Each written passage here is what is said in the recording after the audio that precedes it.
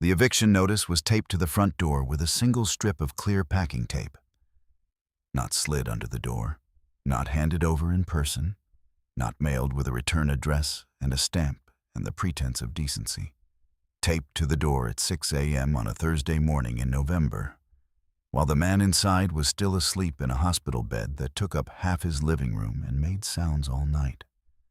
The hiss of a pressure mattress, the click of the bed rail, and the low electric hum of a machine that kept a man alive, but couldn't keep him comfortable.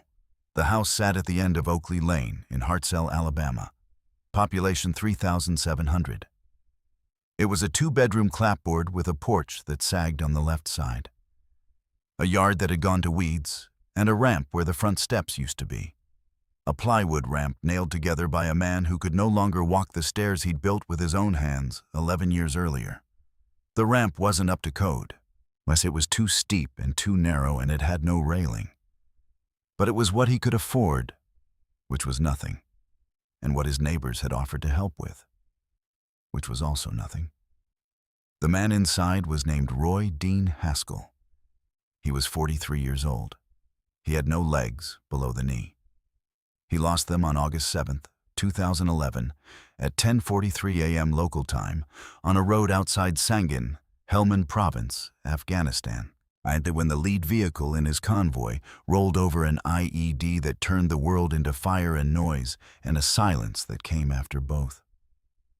The particular silence that follows an explosion, where your ears stop working and your eyes see things that aren't arranged correctly, and your brain tries to make sense of a body that is suddenly different than it was 3 seconds ago.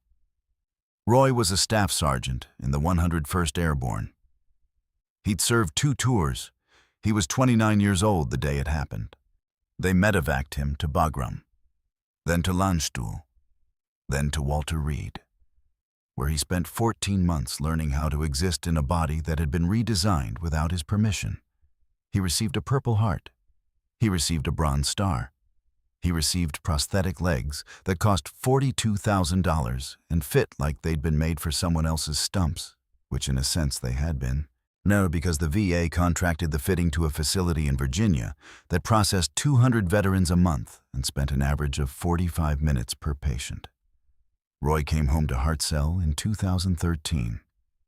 He moved into the house on Oakley Lane, a rental, $575 a month, owned by a woman named Clara Jessup, who was 78 and had rented to Roy's mother years before and said she'd take care of him.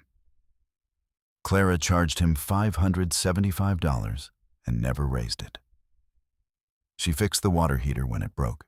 She sent her grandson over to mow the lawn when Roy couldn't. She called him every Sunday evening and asked if he needed anything, and he always said no. And she always brought something anyway. A pie, a casserole, a bag of oranges from the Piggly Wiggly.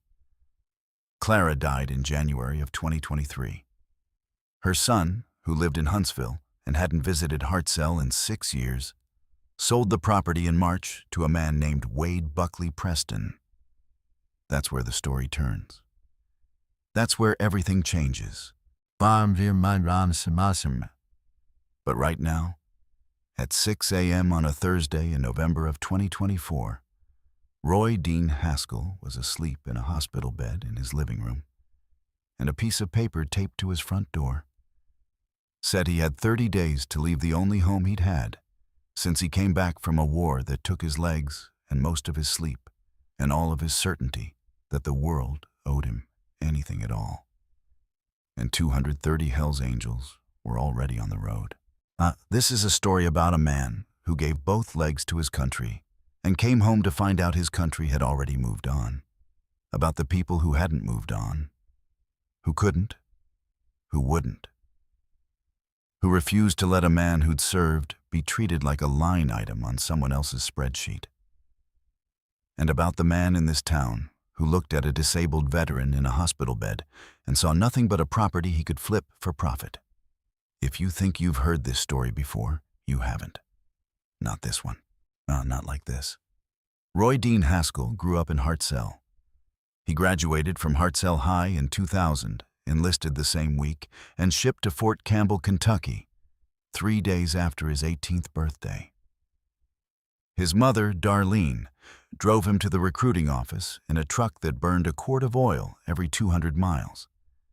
And when she hugged him in the parking lot she held on so long the recruiter came outside to check. Roy's father wasn't there. Roy's father hadn't been there since 1994. Was when he went to buy cigarettes in Decatur and kept driving until he reached a place where nobody knew his name or his debts or the son he'd left sitting on the porch steps waiting for a truck that never came back. Darlene died in 2017. Stroke. She was 62. Roy was in the VA hospital in Birmingham for a fitting adjustment when it happened. He didn't make it home in time. That's a sentence that sounds simple until you've lived it. The distance between a phone call and a bedside, out of the math of traffic and wheelchairs, and a body that doesn't move the way urgency demands.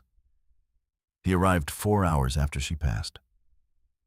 He sat beside her bed in the hospital in Decatur and held her hand, which was still warm, and told her he was sorry he was late. After that, Roy was alone. No parents, no siblings, no wife. He'd had a girlfriend before the deployment, a woman named Shelley who visited him at Walter Reed twice, and then stopped visiting, and then stopped calling, and then became a person he used to know. No children. He had a disability check from the VA for $3,400 a month, a house on Oakley Lane, and a routine that kept him upright. Coffee at 6, physical therapy exercises in the living room at 7, a drive to the gas station for a newspaper at 9. He could still drive, with hand controls, us in a modified truck the VA had provided. And then the slow, careful work of getting through a day in a body that required negotiation for every movement. He didn't complain. He didn't talk about what happened in Sangin. He didn't wear the medals. They were in a shoebox on the top shelf of his bedroom closet, next to a folded flag and a photograph of his squad. 9 men, smiling, dusty, young, 3 of whom didn't come home. Yes, the man on the other side of the story was named Wade Buckley Preston. He was 52 years old. He wore golf shirts and driving loafers and a Rolex Submariner he'd bought in 2019 to celebrate his 10th investment property. He lived in a 4-bedroom house in Huntsville with a pool and a landscaping crew that came every Tuesday. He owned 14 rental properties across 3 counties. He attended Hartzell First Baptist when he was in town, not every Sunday, but often enough for the pastor to know his name and his handshake and the size of his annual donation, which was $2,500, always given in December, always announced from the pulpit during the Christmas service. Wade had never served. He had never known anyone who served. He had never visited a VA hospital or attended a Veterans Day ceremony or done anything beyond putting a magnetic yellow ribbon on his Tahoe in 2004 and removing it in 2008 when the magnet started to rust. Auntie Wade bought the Oakley Lane property for $67,000. He looked at the comps. He looked at the lot size. He looked at the zoning. Residential, close to downtown, walking distance to the school, the kind of location that a young family would pay $1,200 a month for if the house was renovated. He looked at the numbers and saw a return on investment.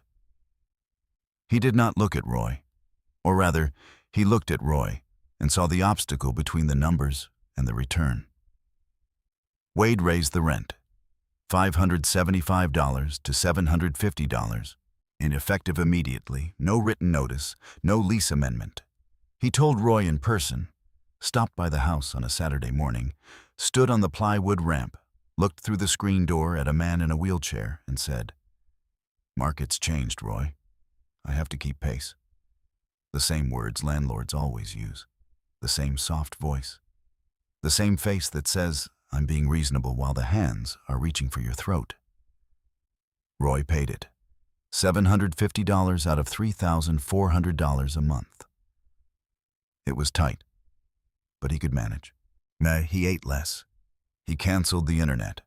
He stopped driving to the gas station for the newspaper because the gas cost more than the paper. 3 months later, Wade raised it again, $750 to $950. Same method, Same Saturday morning visit, same ramp, same screen door, same man in a wheelchair. The property's worth more than what I'm getting, Wade said. I'm not trying to be difficult, Roy. I'm just running a business. Roy paid it. $950 a month. He started skipping meals. He let the prosthetic appointment slide because the copay was $75, and $75 was 2 days of groceries. The prosthetics had been hurting. The socket on the left side was worn, and the liner had a pressure point that opened a sore on his stump that he treated with gauze and antibiotic cream from the dollar store because the wound clinic at the VA was a 90-minute drive, and his truck needed an oil change he couldn't afford. But Wade wasn't finished. Wade had a plan, and Roy was in the way of it. In September of 2024, Wade filed a building inspection complaint with the county against his own property. He reported that the house on Oakley Lane had an unpermitted ramp, substandard wiring, and a bathroom that didn't meet ADA specifications. All of which was true. All of which had been true when he bought the property. All of which he had chosen not to fix because fixing it cost money, and Roy's rent was already paying the mortgage. The county sent an inspector. As the inspector found violations, Wade received a notice to repair. Instead of repairing, Wade used the violations as grounds for eviction. His lawyer filed the paperwork on a Monday. The notice was on Roy's door by Thursday. 30 days. A man with no legs, no family, no savings, and nowhere to go. 30 days to vacate a house he'd lived in for 11 years, on a street where his mother used to visit, in a town he'd come home to after leaving pieces of himself in a country 7,000 miles away. Wade Preston had manufactured the crisis, documented the crisis, and then used the crisis to remove the only person standing between him and a renovation that would double his rental income. He did it legally.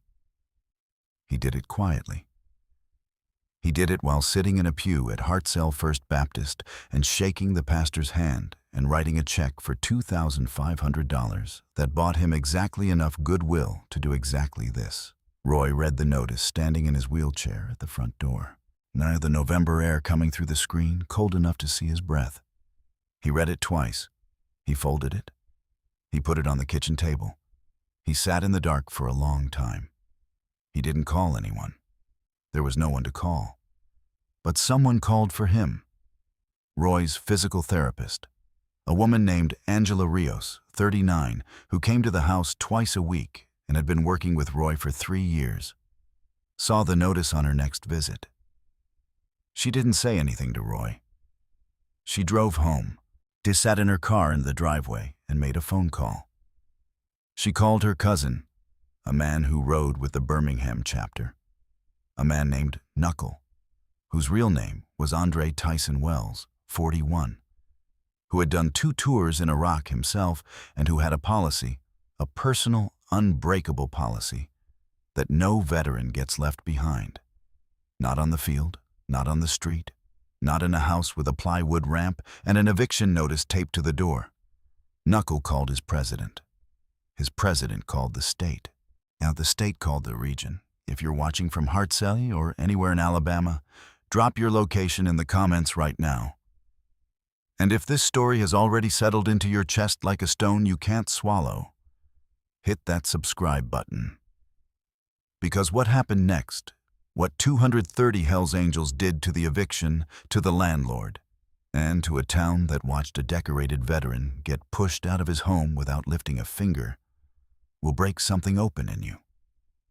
Stay right here. The call went out on a Friday night. It moved through Birmingham and Montgomery and Mobile and Tuscaloosa and Huntsville and Memphis and Atlanta and Nashville and towns in between that only existed as exits off the interstate. The message was direct. Disabled veteran, Purple Heart, double amputee. Landlord manufactured violations on his own property to evict him. Hartzell, Alabama. Sunday morning. All hands. 231 answered. They came from 7 states.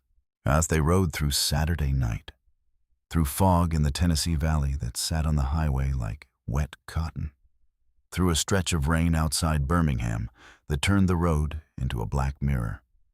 They rode because Knuckle called. And Knuckle calling meant a veteran was in trouble. And a veteran in trouble was the one thing that could get every man and woman in the club on a bike at midnight without a single question asked. Sunday, 7:14 a.m. Roy was in the kitchen, just making coffee the way he made it every morning, hand controls on the wheelchair, reaching for the pot, measuring the grounds by feel, because the measuring spoon had rolled behind the stove 3 weeks ago, and he couldn't reach it and hadn't asked anyone to get it, because asking was a thing Roy Dean Haskell didn't do. The coffee maker gurgled. The hospital bed hummed in the living room. The house was cold because the furnace was on its last season, and Roy kept the thermostat at 58 to save on the bill. He heard it in the walls first, a vibration that wasn't the furnace and wasn't the bed, and wasn't anything that belonged in a house at 7 in the morning in November. The coffee in the pot trembled. The water glass on the counter sent out tiny concentric rings. The eviction notice on the kitchen table slid half an inch to the left, as though something invisible had pushed it. And then the sound. Deep, constant, building. The kind of sound that starts in the ground and rises through the floor and the chair and the bones until it fills the space between your ears and your chest, and there's no room for anything else. Roy had heard sounds like that before, in a different country, in a different life. Sounds that meant something was coming and you couldn't stop it. He wheeled to the front door. He opened it. Oakley Lane was a dead-end street. One way in, same way out. On any other Sunday morning, the only sound would be Mrs. Patterson's wind chimes 3 houses down and the distant bell from First Baptist calling people to service. This was not any other Sunday morning. Motorcycles filled the street from the dead end to the main road. 231 of them, parked in rows that stretched back further than Roy could see from his ramp. The riders stood beside their machines in the gray morning light, helmets off, breath rising in white columns. Some wore veteran patches. Some wore Purple Heart pins on their vests. Some wore combat boots they'd never stopped wearing because the boots were the only thing from that life that still fit. Knuckle was at the front. He walked up the plywood ramp, the one that was too steep and too narrow and had no railing. And he stopped in front of Roy's wheelchair, and he didn't salute, because saluting a man in his own doorway felt wrong. But he straightened his back the way a soldier straightens his back, and he said, "Staff Sergeant Haskell, I'm Andre Wells. 2 tours, Anbar Province. I'm here because you shouldn't have to fight this one alone." Roy looked at him. He looked at the street. He looked at 230 men and women who had ridden through the night for a man they'd never met because someone had told them a veteran was in trouble and that was all they needed to hear. Roy's jaw tightened. His hands gripped the armrests of his wheelchair. He didn't speak for a long time. "I didn't ask for help," he said. "I know," Knuckles said. "That's why we're here." By 9 a.m., the team was at Roy's kitchen table. Sharon Oakley, the retired paralegal from Augusta, had driven through the night. Terrence Bledsoe, the forensic accountant, had been working since Friday evening. They had everything. Every rent increase without written notice. Every violation of Alabama's 30-day notification requirement. The building inspection complaint filed by Wade himself against his own property. A maneuver that, under Alabama tenant protection law, constituted retaliatory eviction when used as grounds to remove a tenant who had not caused the violations. They had the purchase records showing Wade bought the property knowing the violations existed, and they had Wade's renovation plans, filed with the county planning office 6 weeks before the eviction notice, showing a $34,000 renovation budget and a projected rental income of $1,350 per month. They had the timeline that proved Wade had planned the eviction before he bought the building inspection. They had everything, and it was damning. By noon, a 63-page complaint was filed with the Alabama Attorney General's Office, the Hartselle Town Council, and the Morgan County Veterans Affairs Liaison. The complaint included evidence of illegal rent increases, retaliatory eviction, failure to maintain habitable conditions, and violation of the Service Members' Civil Relief Act, a federal law providing specific protections for veterans that Wade Preston had apparently never heard of. Wade Preston found out at 1:30 p.m. He was at home in Huntsville, watching football, when his lawyer called and told him that a formal complaint had been filed, i.e. that the eviction had been challenged, and that— this was the part the lawyer said twice, slowly. There were 230 motorcycles parked on Oakley Lane, and the story was already on 3 local news stations. Wade drove to Hartselle. He shouldn't have. He pulled onto Oakley Lane at 3:15 p.m. in his Tahoe with the faded outline where the yellow ribbon magnet used to be. He made it halfway down the block before he stopped. Not because anyone blocked him, because the street was full of people standing beside motorcycles. And every one of them turned to look at his truck at the same time. And the weight of 230 pairs of eyes on a windshield is a physical thing. You can feel it on your skin, like heat, like pressure, like the opposite of invisibility. He put the Tahoe in reverse. He backed out of Oakley Lane. He did not return. The eviction was overturned by the county court the following Tuesday. The judge cited retaliatory eviction, a failure to follow proper notice procedures, and Wade's own inspection complaint as evidence that the violations were manufactured to create grounds for removal. Roy's rent was reset to $575, the rate Clara Jessup had charged, and Wade was ordered to bring the property into compliance within 60 days or face fines of $200 per day. Wade Preston was charged with 3 counts of retaliatory eviction, 2 counts of housing fraud, and 1 count of violating the Service Members' Civil Relief Act, a federal charge that carried penalties he hadn't imagined when he was calculating returns. His $2,500 donation to Hartselle First Baptist was quietly returned. His name was removed from the church bulletin. 4 other tenants across Wade's properties came forward with similar stories. Illegal increases, deferred maintenance, verbal threats wrapped in business language. A single mother in Decatur, a retired teacher in Moulton, an elderly couple in Coleman paying $300 above market for a house with a broken furnace. The pattern was clear and wide and had been there for years. On the Sunday after the court ruling, Knuckle came back to Oakley Lane. Not alone.